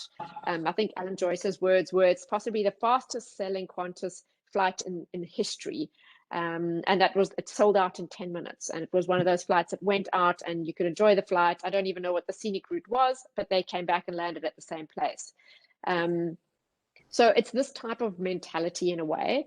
And then more practically, you could look at things like Emirates that are, you know, you can now get free global cover when you book your flight, free global COVID cover when you book your flight through Emirates. There's some other practical things I heard about Barbados that are, you know, they've now an island that offers workers a 12-month welcome stamp. So no visa, just a welcome stamp for 12 months. Very smart. And then if you just look at the power of the voucher schemes that have just been a sellout success, Tasmania's entire voucher program sold out in 40 minutes. Same with South Australia, same with Victoria. Just amazing opportunities for a re-innovation of how our sector works to capitalize on the absolute demand for tourism, but in inventive ways that often do take a little bit of digital innovation and partnering to be able to access those audiences. And some new consumer trends, like everybody would have heard of Muji, the homeware icon that's opened its first branded hotel, but with a massive focus on digital nomads, because they know the future is now, you know, going to forever be unplugged. That for many of us, never again will we sit in a cubicle or behind an office desk, certainly not for 5 days a week. Many people can now work wherever they want to, and this whole digital nomad consumer opportunity is accelerating the modern world of work, essentially realizing that, you know, we can live and work anywhere as long as I have Wi-Fi. And so lots of hotels are starting to actually gear around this and change their offering and capitalize on these consumer opportunities. I don't know if anybody saw this past weekend in the Sydney Morning Herald highlighted van life, which is nothing new, but for the first time they've highlighted kind of hashtag boat life, which again is just reinforcing how do businesses, small businesses specifically, that can be more agile, tap into the digital nomad, because now we realize that we don't need to be tied to a place.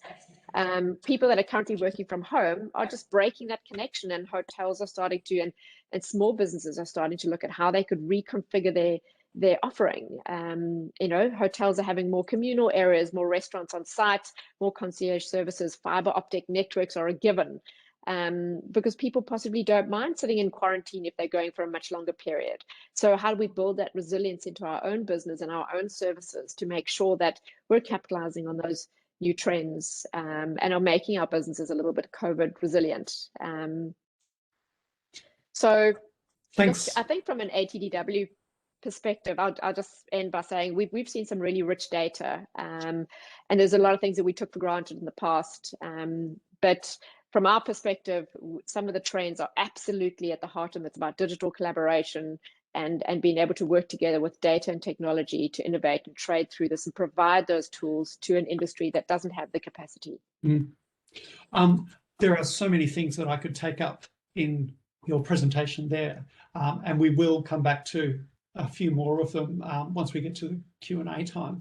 But the thing I think that for me jumped out, because it was perhaps a little bit unexpected, is really tying together the concept of the long tail of tourism operators. So we all know that MSMEs make up a huge amount of our market. They make up, in terms of people, there's way more people that are MSMEs involved in tourism.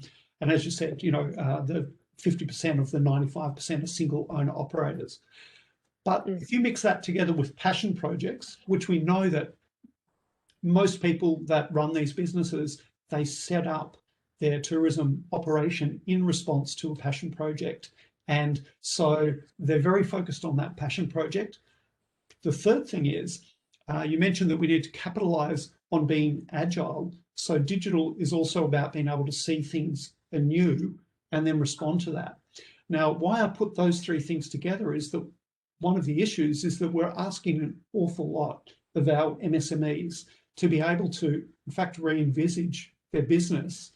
They've always had to see their business from an external point of view, but now all of a sudden they're really, I feel like they're being really forced into re-evaluating it in a whole different way again, in terms of what their digital footprint is saying about them. Are you seeing that in the way people are using ATDW? Yes, we are seeing that. You know, I think absolutely. You know, we're finding a lot of the smaller operators. Look, there's no hiding from it. Like, businesses are bleeding. They're battling. I don't want to try and just showcase the you know, the businesses that are being really successful and innovating. There's so many that are just hurting. And sometimes it's actually just, you know, organizations like ourselves and lots of other organizations that are there to support and guide. But the ones that have started to adjust in time and are you know, successfully surviving through COVID are businesses that have got back to basics. And I certainly don't want it to just be about technology. In fact, if anything, the things that we took for granted that are really precious, as you know, that we don't want to live in a touchless world. A lot of the smaller businesses are actually getting a lot more intimate in terms of bespoke experiences, exclusivity, how they're engaging their audiences. Is a lot more time to maybe build one-on-one relationships. They're looking at their pricing strategies. They're looking at diversifying. So it's almost, I almost want to say this is simple business logic. It's not just a case of, if we provide the tools, you'll be fine. So yeah, we're seeing that come through ATDW, which is kind of the shop window in a way of the state of tourism. And we could see just through their profiles and how they're building out those profiles that they are reorientating and starting to really pay attention to the quality of the experience, that in a way that is truly high quality and distinctive, and get back to what they believe their audience wants. Yeah. Thanks for that. So what we'll do now, we'll actually have a look at the experience of a small business in Singapore, run by Mr. Yock. I spoke to him just earlier this week, in fact, and interviewed him to find out a bit about his business. So he talked through these troubles, these types of troubles that Jan has just been referring to. And his focus is this response of intimate experiences. So what do locals do at 6 a.m. in the morning? Where and how is local coffee roasted? Where do locals buy their fresh foods from? So tribe tours are fully participatory and allow you to join in on local exercises, cook local delicacies, order breakfast like a true local, catch a glimpse into Singapore's past by meeting with master craftsmen of disappearing trades. The only way to really know a city is to shop, eat, and do as the locals do. That's what their motto is. So let's hear from Yock as to what his experience has been during COVID. Thanks, Kevin. Tribe is actually one of the few independent boutique tour operators in Singapore. But essentially, we only focus on creating interesting, in-depth kind of tour products for people that's actually visiting Singapore. And we always wonder, why isn't there something like in Singapore that allows us to actually have a better way of learning about the local cultures, learning about Singapore beyond the glitzy, shiny, good, economic side of things. We kind of start thinking that, do we really need an office? Are we able to bring our businesses online? We have actually started that process even before COVID. We don't really have a physical retail front. Bookings are coming in through our booking platform. We do more marketing online. We get into partnerships, working with OTAs, working with content players. And the whole business is really more, I would say, it's online. Terrible.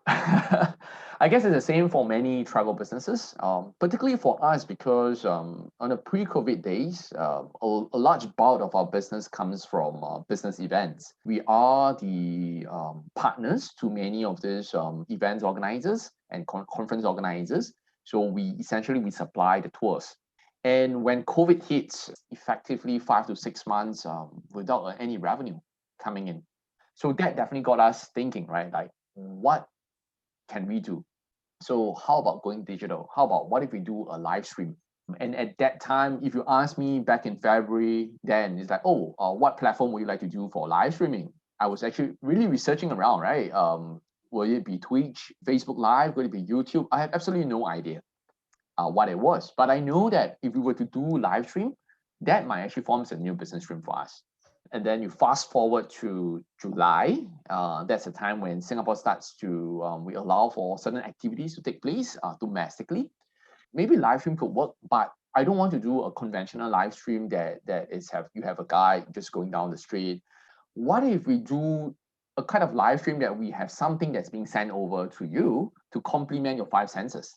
Could we start with this idea? We use Zoom as a platform. We got one of our partners, which is a curry puff factory, allowing us access into the kitchen.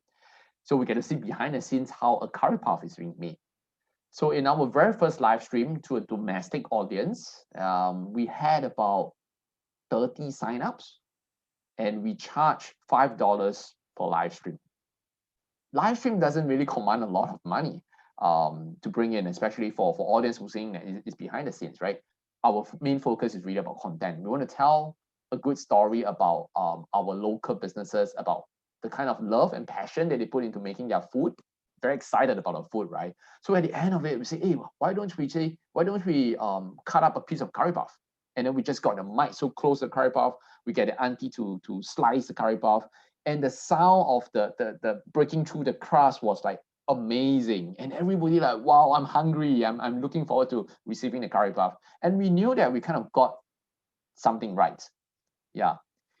And so I think this whole live stream thing actually created not just a new revenue stream for us subsequently, but it also helped us to tell a better story. We had 300 viewers going into a scene behind the scenes of a coffee factory, learning about how coffee is being made in traditional way and how they have automation being done in their factory, which previously would not have been possible without live stream. Now is the time that people are willing to accept live stream as a content. People are also willing to pay for certain form of live stream, even though it may not worth to be a lot. They still prefer the the kind of physical experience, but that doesn't stop them from paying that $5, $10 for live stream. But right now, we can actually do 80 people, 100 people concurrently doing this activity together in their own home, and yet learning about culture, about this destination at the same time. So again, digitalization and technology helps us to actually achieve all these things, which previously was not possible. And I think this is exactly what makes that hook where, oh, this is interesting. I'm seeing this live stream now. When I visit Singapore, I would actually like to go on the same itinerary to witness and to see for myself, to experience this time real time, what it feels like. It's really learning on the job. And to be honest, even to today, in our pool of guides, less than 15% are willing to actually do digital. It's not an easy transition process for the guides. Indeed, we actually spend a lot of time. So we have one person on Zoom to do the admin side of things. One person will be on site providing advice, and then we have a guide or two guides that's doing their dry run and rehearsal. We did this for many hours, countless times of rehearsals of sort, getting them comfortable.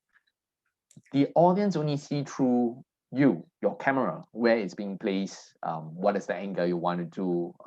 So there are certain ground rules that we actually teach them and share with them to say that let's avoid this, let's avoid that. So it's not going to come easy and immediate. It's not about theory anymore. It's really about you really have to be on ground, doing it many times to get really comfortable with it.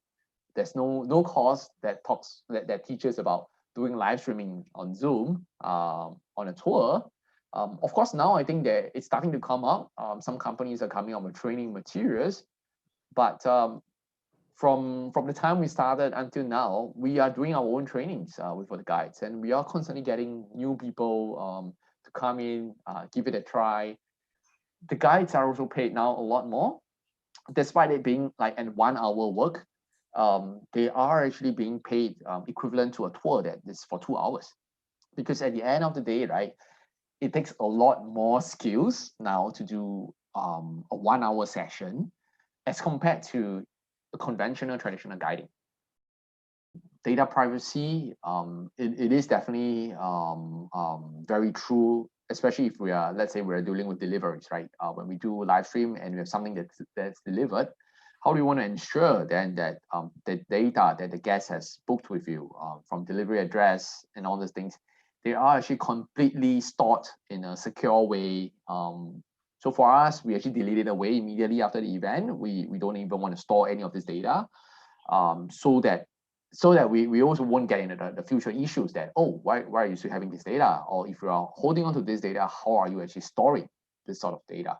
So it is always in the top of our mind. But I would say that we have not actually adopted a lot of digital tools to secure all this private data at this point of time. Most of the businesses like us, right? As much as we talk about digitalization, digital is moving from Excel sheet to Google Sheets, right? When you move to a cloud, it is actually it is really quite a big step for many companies. So if you ask me, the biggest thing is really about how can we integrate all this together for a business, and for a business to really make sense that what is the kind of data you really need, and how can you make better sense out of it? What are the type of data you should store? Because like I mentioned about how we delete away addresses immediately after the event is done. To many companies, they will just archive that email. It's somewhere in the email. It may be password protected, but is that enough? What should I store? What should I not store? Most businesses won't know, and I think this is the part that a lot of education needs to be done, and this has to be from probably from the government level. I will envision the future to be more of how digital and physical is actually weaved together. How do you use digital tourism or digital tools to actually enhance your physical on-site kind of experience? That's where I feel the future is going to be. If you are in a tour or haunted tour and you want to tell that this is haunted, you want to create the kind of fear and the goosebumps, hey, maybe there's a sound that can just be played as part of a whole tour experience through your own mobile phone, because you're connected to some apps, right? So that's when your physical and digital really works really well together, where the digital tools are there to enhance your experience and not be that burden that I need to do everything digitally. I don't think that's the intention. Yeah, so it's meant to complement each other. I know that Singapore Tourism Board is actually investing into creating augmented reality assets as part of an initiative. I think by end of this year, there's going to be, I think, more than 1,000 of such assets going to be made available free for the public to use. Then the next question is that how can someone actually use it to the benefits. So this whole thing about augmented reality, short fronts going AR, I don't know. I don't know how much of a ROI it may bring from a business perspective. There will always be a question that a business will ask. But from a branding perspective, PR perspective, the fact that a tourism board is willing to invest in such assets, AR digital tools, it definitely tells a lot that we are progressing. The true litmus test is that how can your creators out there, your content curators or your creators out there, how can they make use of the assets you've created and create brand new offerings and products out there? I think that really shows how much your sector has evolved, because if your products or assets you created is being used by creators out there, it definitely shows that you have created good products, good assets for us to use. Thank you virtually, Mr. Yock for taking part in that interview. I think it was a fantastic perspective of a very small business exploring some really quite different ways of running their business model and trying out some new technologies, thinking about some future technologies, and quite a lot of different issues that were brought up there. So I'd like to welcome everyone to join in this discussion, either with chat questions or raising your hand. So if you would like to actually ask a question with your camera switched on, please raise your hand and we will find you and join you in. If you would like to put questions in the chat box, we'll respond to those. And there are a few questions in the chat box that I will go back and respond to as well. Mr. Yock talks of some of the issues relating to data privacy and online security. My question that I'm just going to start this panel off with is, are MSMEs set up to fail in these areas due to the lack of an IT department for support? Who'd like to take that one on? I'll tackle that first of all, Stephen. And because we see it all the time, a lot of them aren't aware of just a few things that they can do to create more security around themselves and their businesses. And I guess their lack of setup or lack of awareness is the biggest concern for them. And they, leave themselves incredibly exposed. We see it again and again, like just not even having safe password management is one of the most critical things, that if we could get everybody to understand that practice, that would tighten that would reduce their exposure, and simple techniques of not passing any critical data, passwords, logins, etc., through email, for example. Just people just don't realise the risk that they have, and it is a fundamental step to digitisation of a business that they put those simple practices in place. So yes, I don't know that they're set up, it's the lack of setup that means that they are exposed. And the craft of cyber fraud is becoming, there's like less profit in it now. However, the techniques that are being utilised of, if they get a bite and then they stalk on social media to learn more about, so they go to more effort. But it's not overall, we are still seeing even large organisations being caught out by that. So the safe password management good practices gets businesses a long way, but what's happening, that sort of deals with the current situation, but also what we're seeing is this much more advanced techniques happening that are catching out bigger businesses as well. So it's just a continuation, and we've got to get them to get the basics in place first. Yeah, it does seem to be a bit of a double whammy, doesn't it? It's both getting small operators to understand data privacy and digital risk, and also not to be able to be tripped up so easily by the more and more complex methods to have people do so. I find this is not a conversation that is restricted to digital tourism. I've done quite a lot of education in data privacy to an awful lot of businesses, and the key thing that it always comes back to is human behaviour.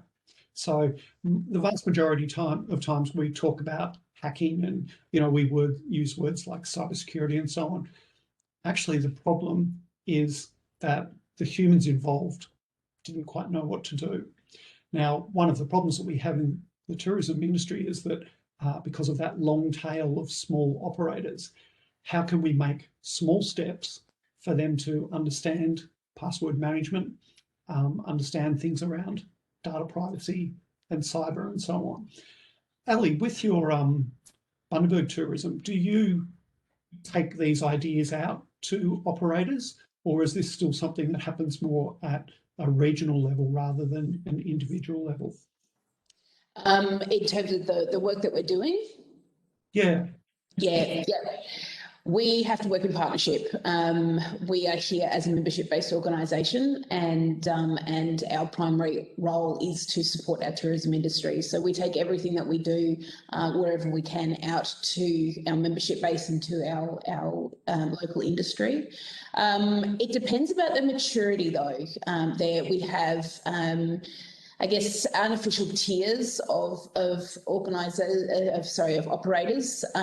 who we work with in different ways. So we've got our highly advanced operators, and some of them are very big and some of them are one-man shows, but who have engaged and gone through a series of trainings, including our trade training, digital training with Tourism Tribe as an example. And so we will present them with opportunities in a different way to how we would present somebody who hasn't done any training. We're constantly trying to communicate and bring them on board and bring them further and further up into a more mature level of operating. But for many of them, they don't have the time. They're intimidated. They're so busy focusing on, getting sheets on beds and getting people through the door that they're not going to do any of this digitisation. So that's where we're looking for different ways that we can support them by having them on our platform, giving them a voice, and then constantly, this is what we're doing, we'd like you to do it with us, have you thought about this, these are the opportunities. So constantly communicating to just bring them up.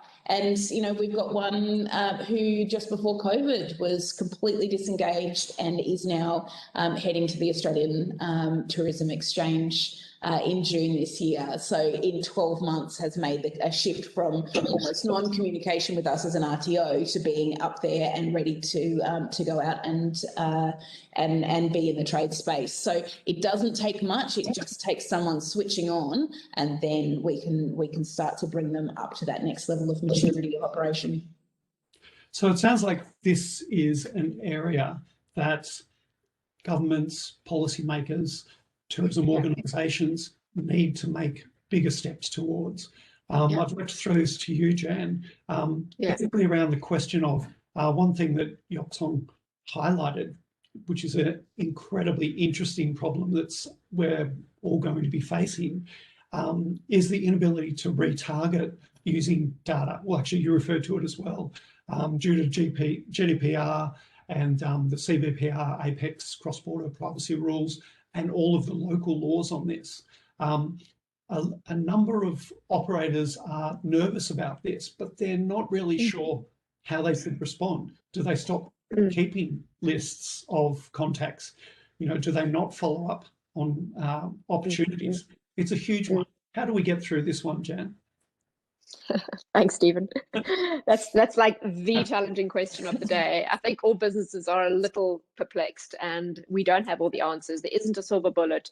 This is the massive disruption, and I don't think we've even begun to understand how profoundly this is going to change the efficiency of our marketing investment, or lack of efficiency. I'm just always going to come from a stance of almost getting back to basics. So what I mean by that is, and I'll get to the GDPR reality in a minute, but I think that many businesses, and even in this conversation, we talk about trends, and a lot of trends talk about high tech, and we talk about augmented reality, virtual reality, there are new booking platforms and new payment mechanisms, and there's a lot of innovation happening, and all of that we're agreeing small businesses need to be paying attention to. But then I just come down to basics and I say, but many businesses actually aren't even on ATDW, which gives them unbelievable reach and exposure. And they haven't even done their Google My Business listing. They haven't done, so what I love about listening to what Liz is saying is that education is actually so important right now, because we're able to literally take those businesses on a journey and equip them with what is important first, second, third, fourth, because there is absolutely no point in buying augmented reality glasses if you haven't got your Google My Business listing done, as an example. That's right. Same to the point of GDPR. So this is kind of where we find ourselves, which is why I strongly made the statement earlier about the fact that Australia, because that's the marketplace, that's the visitor economy that we are the stewards of and fiercely wanting to guard, more than ever cannot be competing on data and technology. We need to be collaborating around those areas, and we need to be competing on experience. So what I'm saying when I say that is that we have different touch points across the ecosystem. So ATDW has proximity and access to first and second party data. Obviously, we have the tourism operators and events, attractions, etc., on ATDW. And by proxy of second party data, we've got access to distributors, which is a kind of attribution model between the two. But we don't have access to consumers.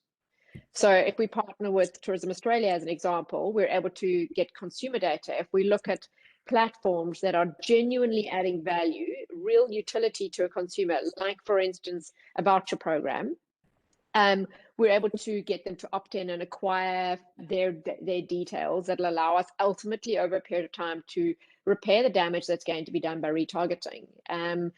Those cookie pools are gone. With not being able to use cookie tracking from January next year, that is an absolute game changer. I don't want to talk about actual numbers, Stephen, but what I can tell you is in my previous capacity working at Destination New South Wales, such a significant portion of that already substantial marketing budget goes towards really high performance retargeting marketing. And as of January, that is all turned off. It's gone. So the only way we actually get around this is getting back to almost old-fashioned marketing, where we are forced to make sure that we are delivering value back to our consumer as an exchange for their details, and we can actually start to have mobile numbers, email addresses, and get back to being able to target, engage, and retarget, as an example. So a lot of those businesses, those smaller businesses that are so good at nurturing leads, nurturing their consumers, following up, moving destination marketing away from this pre-travel psychology, which is very out of date, and looking at pre-travel, in destination, and post-travel in a way that we service a consumer, that they are more than willing to share their details and hear from us again. It's almost back to that value exchange, and that's going to take some time. There are obviously other, shortcuts. A lot of organizations are trying to get around the GDPR issues by just acquiring big money, purchasing big databases of details. But eventually that'll catch up too. So yeah, that's actually the solution, which is not maybe the solution everybody wants to hear, but that's the reality of where we find ourselves in marketing. So I'd just like to reinforce one of these details about the GDPR, and that is that as part of APEC, we might say, well, it doesn't apply to us. It's Europe, it's a different problem. But the problem is that the GDPR applies to all people from the GDPR region, no matter where they are. And that's where we come into it. Because if they're traveling, then the GDPR applies to them in terms of the European courts and so on. So this is one of the reasons why we are now talking more and more as GDPR being the bottom line that everyone has to settle for. Now, there are also many complex arguments on the other side saying that, no, we shouldn't be fully restricted by that, because each country, each economy and each region has its own perspective and laws and so on. There's no simple answer here, so I'm not going to try and pull it back to that simplicity, but I think it's something that, particularly as a region, we need to be thinking about and trying to work out ways through.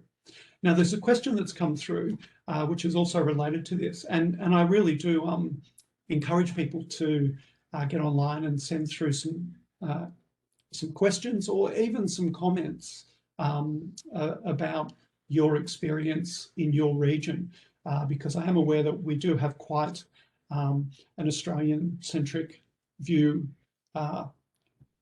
today. So it would be good to hear from some other countries as well. Other economies. So from Jamila Halim, now he's addressed this to Young, who obviously, because it was pre-recorded, is not available, but he mentions your live streaming managed to pull interests of viewers, but did you also manage to generate any leads or sales from it? And if yes, how? So this, as Young was talking about, was quite a complex problem. The only way they could really turn it into leads for future was by getting opt-in of people to really be part of their future campaigns. It has to be very overt, as opposed to just capturing their details and assuming those details are mine. And so as their program did progress, they did try and focus more on techniques like this. But it was something that was concerning them. Liz, would you like to add anything to the conversation around this? Are you reading my mind, are you, Stephen? I was sitting thinking of the effort that they went to with setting up this quality storytelling via video and live streaming. And, you know, that's an amazing set of assets that they now have. So whenever we create content assets like that, it's not a matter of using them once for one specific purpose, but they go into our libraries of content. They are accessible on multiple platforms. We use them and reuse them too, because that story needs to be told again and again about those amazing experiences and those local food experiences, etc. So hopefully that video content was captured and is able to be that we would find that on YouTube, for example, and that it would be well search engine optimized for people who are searching, you know, in line with what that story was. Hopefully they have edited that video and used pieces of it within maybe blog posts, maybe short social media videos. Maybe they've spun it out onto a reel in Instagram. Like, it's just a matter of always looking for the ways to reuse that content, because that has become a real platform for them in a storytelling and marketing sense. So, you know, they can use it again. Interestingly, one of the things they really discovered from the experience was that it was the live aspect that was the gold nugget. And so from that, it meant that they realized that they didn't want to just capture the whole thing as a video and put it up as a YouTube video or something, because without the live aspect, including the concepts where they were talking about gamification, trying to really draw in the user to the experience. But yes, they have managed to chop that up and use it in other ways. And that really is where we have to use our skills and our markets to, you know, to drive these things. So I'd like to jump, we're fast running out of time, but it's a great conversation. I'd like to jump to some sort of larger questions about, I suppose, governments and organisational bodies and things. So one of the first questions I have is there a shortage of skilled workers to support digitisation in the tourism industry? I'm just going to ask it straight, flat out like that. Hands up, who says yes? Who says no? Liz? I think we're always going to be skills deficit in this space because it's always evolving, you know, and certainly in my experience, there is a big gap in the skills in the industry, particularly in the SMEs and micro space, and where the consumer is at on the front end of what they're doing and what the business can deliver. There is definitely a gap there. And, you know, thinking about the comments earlier, I think 2 conversations back, you know, there are governments in many jurisdictions are doing many things to, for example, address cybersecurity and to make businesses aware of what they can do. The challenge both for big corporates, government organisations, everybody is trying to capture the attention of the SMEs and the micro businesses and get them to engage in that awareness and upskilling. That is the biggest challenge on the ground on a day-to-day basis, is getting their attention and getting them to realise what the impact is on their business, so that they are motivated, or getting them to pay attention to a small case study, a small digestible piece that they've got time to grab on their phones, that inspires them to want to do something. This is a constant challenge. Yeah. So I'm seeing this as a new theme in education generally, in that we're shifting from do a 3 or 4 year degree at the start of your career and never study again. We're now moving to micro learning and the ability to chunk things up into very small chunks, very accessible, mobile friendly, things that people can learn whilst they're still at work. It's an area I'm very interested in, and I think it applies very much to tourism.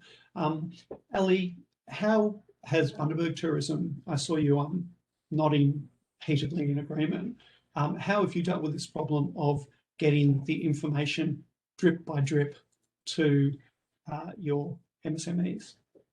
Relationships is what it comes down to. In an industry like ours, we have about 170 members on the books, and we're a tiny little team. Probably maybe 50 of them are engaged in any real sense across the year. And Liz, you would have seen as you come into region to deliver some of our digital training, that it's the same people. It's always the same people who are turning up at every event, at every training, who are reading, who are responding, who are coming back with stats and data to help us in our case studies and when we go to government. So for us, one of the things that we've been able to do through this COVID journey has been really look at what our Visitor Information Centre team, what role they play. Obviously, the numbers of visitors coming through the centres has dropped significantly, and so we've needed to find value and motivation and purpose for them in their roles. So we've been doing a lot of upskilling with the Visitor Information Centre employees to get them to engage and to start to build those relationships and